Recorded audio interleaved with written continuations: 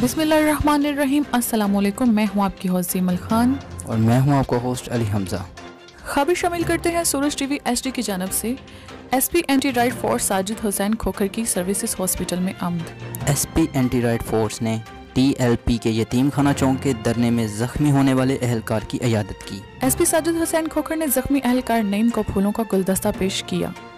SP anti right force ने doctor से बेहतरीन इलाज व मुआवजे की दरख्वास्त की। जख्मी अहलकार के इलाज व मुआवजे में कोई कसर नहीं छोड़ी जाएगी। एसपी एंटी राइट फोर्स शहरियों के जान व माल के तहफ़्फ़ुज़ के लिए कोई कसर नहीं छोड़ेंगे। हमारी जाने कौम के लिए अमानत है। SP anti right Sajid Hussain Khokhar.